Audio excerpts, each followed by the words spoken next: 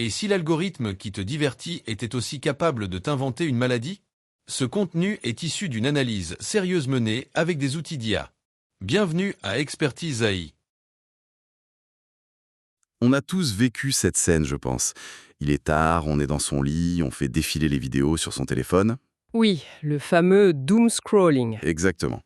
Et là, on tombe dessus. Une micro-vidéo, musique à la mode, 5 signes méconnus que tu souffres d'anxiété. Ou ce symptôme du TDAH que les médecins ignorent toujours. Ça, c'est un grand classique. Voilà, on regarde, et même si on n'y croit qu'à moitié, ça plante une petite graine, un petit doute. Et c'est là que tout change. Parce que ça représente une inversion totale de notre rapport à l'information sur la santé. C'est-à-dire, Avant, si on s'inquiétait, il fallait être actif. On allait chercher l'info. C'était une logique de poule. On allait tirer l'information. alors qu'aujourd'hui, l'info vient à nous, ou plutôt des diagnostics potentiels nous sont poussés au visage par des algorithmes. C'est la logique du push. Et ils ne connaissent rien à la médecine, ces algorithmes. Mais ils connaissent parfaitement nos angoisses. Et c'est justement ce phénomène qu'on va analyser aujourd'hui en se plongeant dans une étude qui décortique tous les risques de cet autodiagnostic numérique. Exactement. La source qu'on va utiliser est une analyse très fine de ce que le texte appelle une infodémie algorithmique. Une infodémie. Oui, on va voir comment la science médicale, qui est lente, prudente, se fait percuter de plein fouet par l'économie de l'attention qui, elle, carbure à l'émotion et à la viralité. D'accord, alors entrons dans le vif du sujet. Le texte utilise une expression assez forte, l'horizontalisation des savoirs. Ça sonne un peu académique, mais en gros, ça veut dire que la parole d'un médecin diplômé se retrouve au même niveau que celle d'un inconnu sur TikTok, c'est ça? C'est tout à fait ça. L'horizontalisation, c'est l'aplatissement des hiérarchies. L'avis d'un chercheur, fruit de 20 ans de travail, peut avoir moins de visibilité que le témoignage d'un influenceur de 18 ans. Parce que ce n'est pas la validité qui compte. Non, c'est l'engagement, la capacité à faire réagir. Et sur ce terrain-là, le savoir médical est structurellement désavantagé. Et pourquoi? Parce qu'il est trop complexe, trop nuancé. En partie. L'étude identifie 3 mécanismes principaux. Le premier, c'est le biais de simplification. Une pathologie, c'est toujours complexe. Mais pour qu'un contenu devienne viral, il doit être simple. Une checklist? Voilà, on réduit tout à 5 red flags. C'est forcément réducteur et très souvent complètement trompeur. Je vois. Le fameux « si tu fais ça, alors tu as ça ». Et le deuxième mécanisme? Le deuxième, c'est sans doute le plus pervers. C'est l'hyperpersonnalisation, les chambres d'écho. Ah oui. Prenons une jeune, disons Chloé. Elle se sent un peu triste un soir. Elle s'arrête juste 10 secondes sur une vidéo qui parle de dépression. Et l'algorithme le note. Immédiatement. Et là, l'engrenage commence. Son fil d'actualité va être inondé de contenu sur le mal-être, l'anxiété, la dépression. Ce qui va la conforter dans l'idée que, oui, quelque chose ne va vraiment pas chez elle. Précisément. L'algorithme crée une validation par la répétition. Elle est enfermée dans un tunnel thématique qui transforme des émotions peut-être normales de l'adolescence en signes cliniques d'une pathologie. C'est terrifiant. Et le troisième point? Le troisième, c'est l'invisibilisation de la preuve. La médecine, elle se base sur des stats, des études, sur des milliers de personnes. Ce qui est puissant, mais froid, un peu abstrait. Exactement. Un tableau de données, ça ne fait pas vibrer. Alors que l'histoire personnelle de quelqu'un qui raconte comment il a guéri avec, je ne sais pas, un régime miracle ou une plante, Ça crée une connexion émotionnelle immédiate. On partage l'histoire, pas l'étude scientifique. et le récit anecdotique l'emporte toujours, même s'il ne prouve absolument rien. D'accord. Donc on a ces pièges de l'algorithme qui nous font croire à des diagnostics. Mais l'article va plus loin, et c'est là que ça devient vraiment intéressant. Il suggère que ce n'est pas qu'une simple erreur. Pour certains, s'approprier un diagnostic, c'est une partie de leur identité. C'est un des points centraux de l'analyse, oui. Pour un ado qui se sent un peu en décalage, qui a du mal à nommer un mal-être, tomber sur une vidéo qui semble décrire parfaitement ce qu'il ressent, ça peut être une sorte de révélation. Ah, Le diagnostic, même s'il est autoproclamé, donne une explication. Ah, ok, je ne suis pas juste bizarre, en fait, j'ai un TDAH. Ça donne un nom à la souffrance. et une communauté, j'imagine.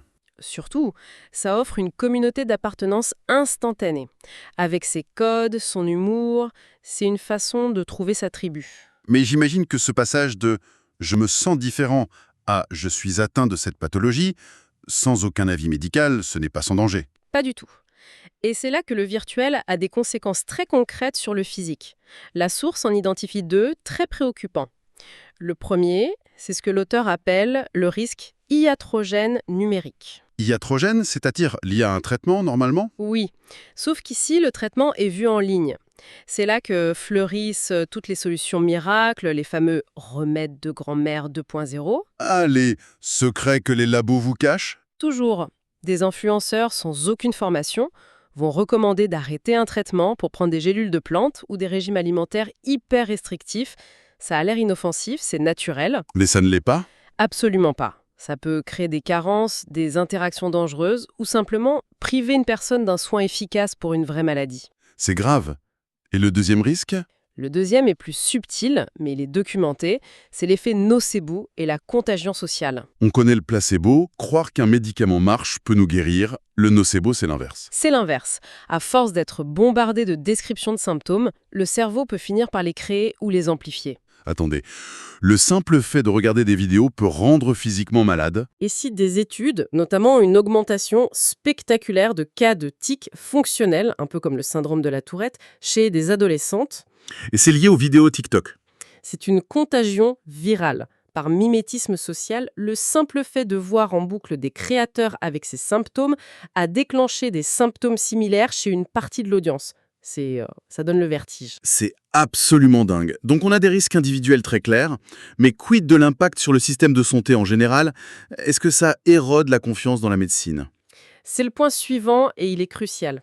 Le but de beaucoup de ces contenus, ce n'est pas juste de dire une bêtise, c'est de créer un climat de doute systématique. De saper la confiance? Exactement. Saper la confiance dans les institutions. Les médecins, la recherche, les agences de santé. Le message est toujours le même.